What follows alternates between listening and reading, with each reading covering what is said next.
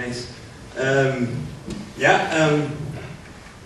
mean, we've had the privilege to be able to do a series of projects here in Copenhagen in collaboration with, among others, the Sports and Facility Foundation and Valdaner Foundation that deal with sort of creating public space and sort of allowing cultural life and sports life to invade the urban realm. These images were of a so-called maritime youth house here in Copenhagen, a hybrid between a sailing club and a youth club. And this is from Bjarke, a sort of a cultural center in Nørrebronx in Copenhagen, where you have like a high proportion of immigrant population that serves as a gathering point and as a community center.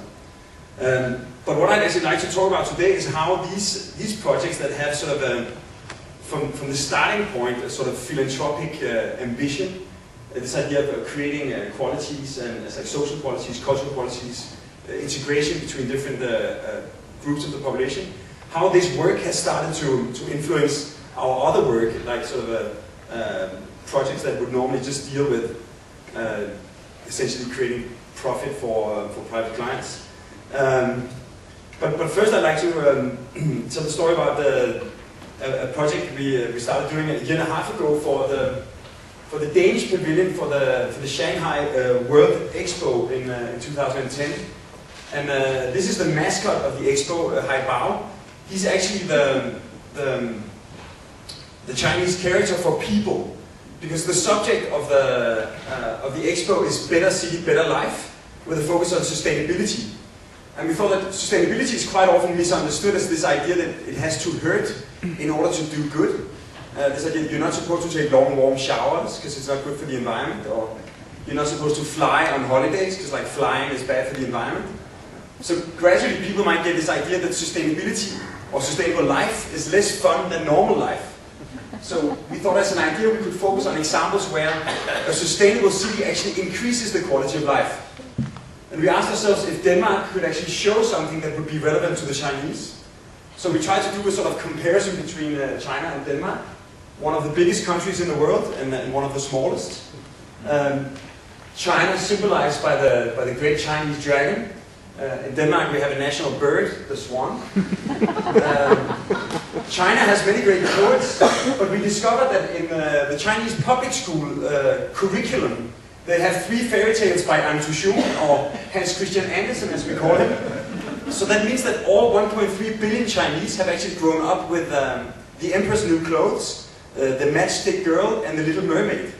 So it's almost a fragment of Danish culture that has been integrated into Chinese culture.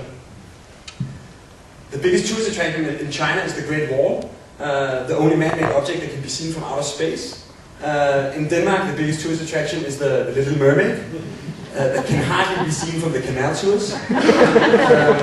So you have these obvious differences between Shanghai and Copenhagen, like of scale. They're both port cities, but like the sort of really modern skyscraper city versus the sort of human scale, sort of almost pedestrian European city.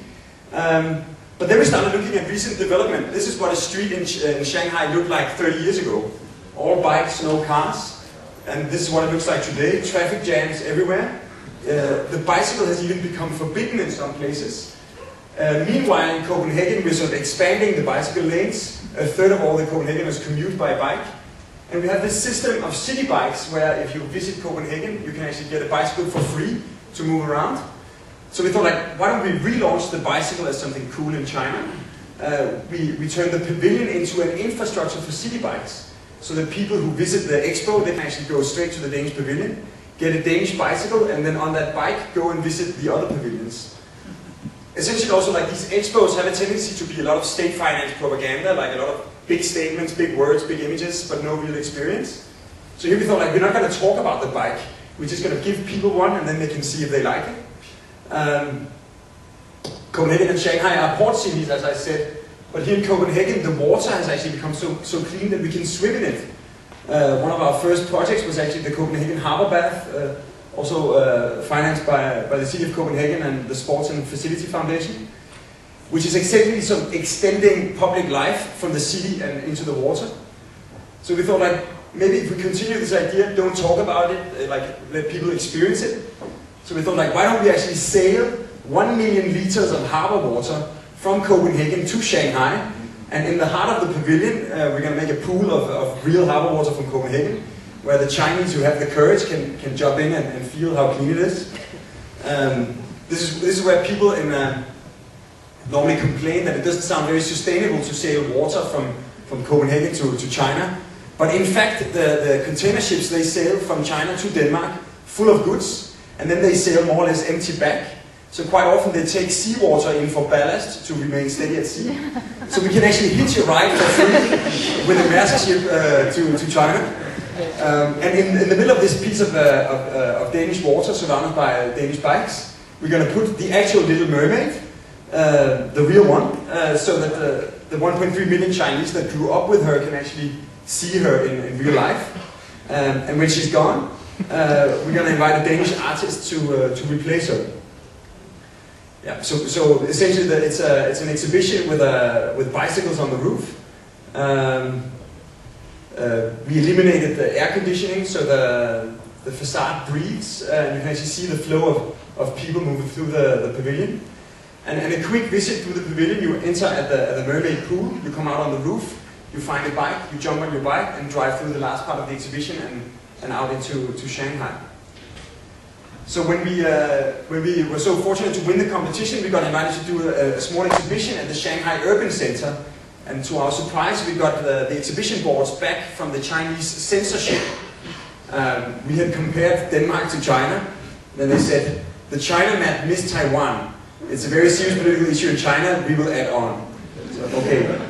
But then we had compared the swan to the dragon, and then the Chinese state said, suggest change to panda.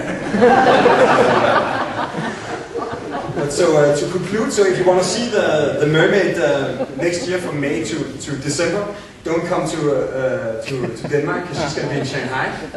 If you do come to Copenhagen, you'll see an installation by this man, Ai Weiwei, the Chinese artist, who has agreed to do an artwork in her absence. Or if the Chinese state intervenes, it could be a panda. But sort of take on this idea of basically taking some of the projects of this sort of attention to public life into our sort of private commissions. I'd like to explain like 2 projects we're doing here in Copenhagen. And the first is a hybrid between a 20,000 square meter parking structure and a 10,000 square meter apartment building. And we thought that rather than doing a traditional stack of apartments looking at a big boring block of parking, it might be interesting to transform all the apartments into penthouses, put them on a podium of cars, tilt them so they actually become like a south-facing slope for all the apartments. Then I live actually, or I have an apartment in the building next door, so we sort of cut up the volume so we wouldn't block the view from my apartment. And the parking is essentially sort of spiraling up in the deep spaces facing north, and all the south-facing area facing the view and the sun is transformed into this neighborhood, a vertical neighborhood that combines all the splendors of a suburban lifestyle, like a house with a garden, but with a penthouse view and a dense urban location. So this was our first vision of the model. This is what it looked like last year. And essentially you had like a layer of apartments that cover the parking. A single diagonal elevator is accessing all the apartments.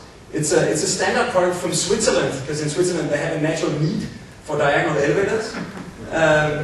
And the parking that could normally be this sort of space where especially women might be afraid of parking at night is transformed into this sort of colorful cathedral of car culture. Sort of this continuous public space moving all along the underside of the apartments. On the outside, the parking is outdoor, and we wanted it to be naturally ventilated. So somehow the facade had to be perforated.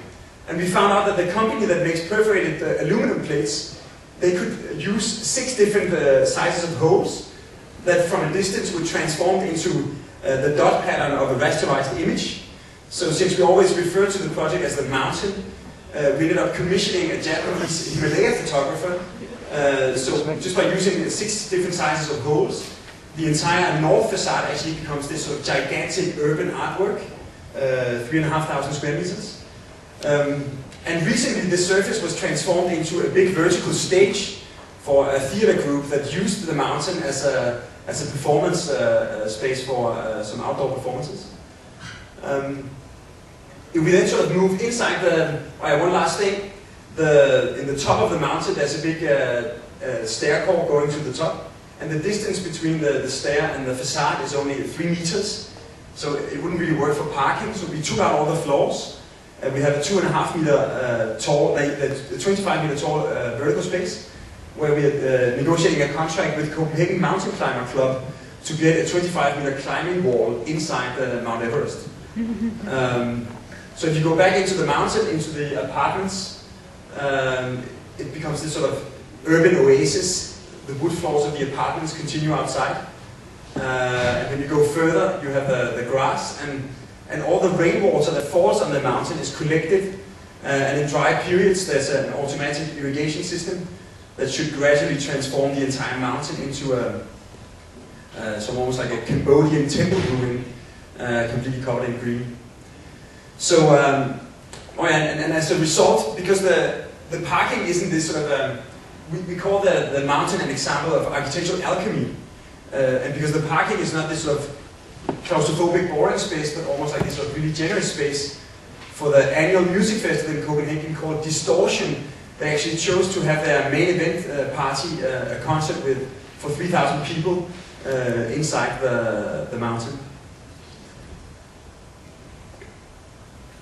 So this idea of trying to create sort of excessive public qualities by combining different ingredients that would normally be just like normal apartments or normal parking, we took to a next stage in this project we're doing in the last part of Ørestad in Copenhagen. This is downtown Copenhagen. This is where the VM and the mountain is, and this is this last project. And it's a master plan that says perimeter blocks. And our job was to do a really big perimeter block, 500 apartments and 10,000 square meters of office and shops. And what you normally, like the big question is like, how can you make such a big block without making this sort of anonymous architecture? What you normally do is that you have just like a lot of identical apartments, but then you put different facades on, so it actually looks diverse, although it is monotonous. But we're not so much into these kind of cosmetics, so we thought that maybe we could sort of exploit the different needs of the different programs. So offices and shops, they like to be close to the customers, so we put them on the ground. Then we put some residences on top. But because housing has less steep floor plans than offices, so then we get some extra space that could be used for gardens and maybe a small street. In fact, one of the most popular neighborhoods in Copenhagen is called the Potato Rows, which is this row house neighborhood of 2-story row houses with little gardens. And they have like a very special social life that the kids can actually run down and play with their neighbors. Then we put some more traditional apartments and some penthouse row houses also over the street, a garden and a roof garden. So now we have this sort of vertical stack of different urban types.